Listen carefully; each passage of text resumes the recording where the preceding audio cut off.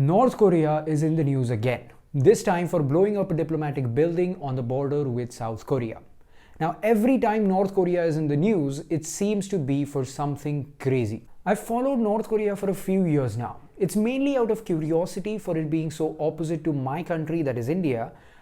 But out of all of the videos and documentaries and books and analysis that I've read, I found 3 rules for myself, which I apply to any kind of news or incident that I read about North Korea. Whenever you come across anything about North Korea, apply these 3 things to understand it better. The first thing about North Korea is the truth. You may have heard the story of a big general in North Korea and a presumed second in command and Kim Jong-un's uncle, Jang Song-taek, being murdered by being fed alive to 120 dogs.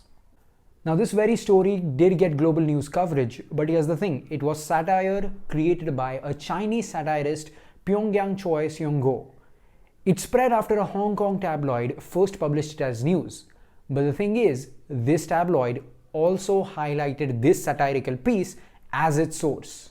But after that, this news was everywhere and taken as a fact by a lot of people. Now, Jang Song-taek was killed, no doubt, but probably by a firing squad rather than such elaborate killing theatre. But of course, the story of 120 dogs is just too sensational for any newspaper to not publish. So when it comes to North Korea, the truth is very difficult to find, and the lies are very easy to believe. The main reason around this is the big shroud of secrecy. We are living in an information age, and yet it is extremely difficult to get actual real information out of North Korea. With this desperation of information about such a mysterious place, the lies are inevitable and common. The second thing is propaganda. The truth being hidden is just one thing, but over that shroud of secrecy over truth is the layer of propaganda. The propaganda in North Korea is mainly about the glory of North Korea, but also largely about how great are the leaders. For example, Kim Jong-il, the second leader, his legend has it that a double rainbow and a glowing new star appeared in the heavens to herald his birth in 1942 on top of North Korea's holy Paektu mountain. That is more glorious than what the Soviet records indicate, that he was born in a Siberian village. There is immense propaganda around all 3 leaders, and it is constantly hammered through paper, TV, radio, public loudspeakers, flyers, books, and every conceivable medium. There is propaganda about how these leaders shot a target's bullseye thrice at 7 years of age, how they are master musicians, and how they are master engineers as well. Curiously, I have never found any propaganda of these leaders being the most well-endowed men on the planet. And I did search for it. The point here is the precision of the propaganda. Each sentence of North Korean propaganda is created with a specific goal in mind, with precision.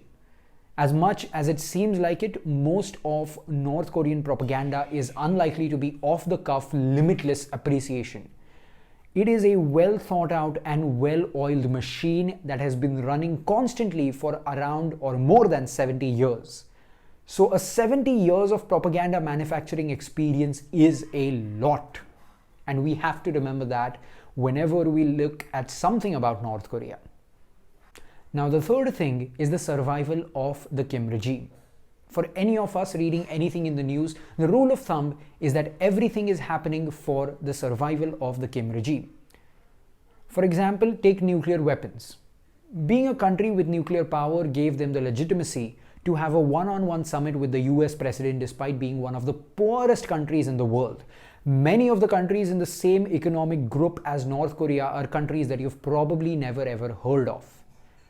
This rule of the regime's survival is best explained in the book The Dictator's Handbook. It is a great read, and if you don't have time for a book, there is a wonderful video by CGP Grey which I've linked to in the description. It is said that the Kim regime exists because nobody wants it to collapse. And it's kind of true. There are many countries that have interests, but let's look at 5 prominent ones who have a lot to lose if there is chaos in North Korea. China sees North Korea as an important buffer zone from the democratic South Korea, which also hosts American troops. For Russia, it obviously wouldn't want the US to get any more power in the Korean peninsula, but in this, Russia's goals always don't align with China. For the US, South Korea and Japan host 38 military bases and 74,000 troops, giving the US a very strong foothold in East Asia. The regime is an important justification for such a strong military presence. For South Korea, it would likely face incredible amounts of social and economic burden even in a peacefully united Korean peninsula. And in a chaotic one, South Korea would be in a lot of danger. Lastly, for Japan, a united Korea is a very big economic competitor, and given Japanese and Korean history, a united Korea is unlikely to be the best of friends with Japan. The only people who might want the Kim regime to collapse are the people of North Korea. Unfortunately, they have no say. Now, realize that a lot of these countries would be happier to have a North Korean leader who is kinder to their own people. A lot of these countries, even the US and China, would probably prefer a less belligerent North Korea, because nobody's getting the best thing they could get here. The issue is the way it is because of many competing interests. And as such, for many of these countries, having the predictable craziness of North Korea is much better than having the total uncertainty that would ensue without the Kims.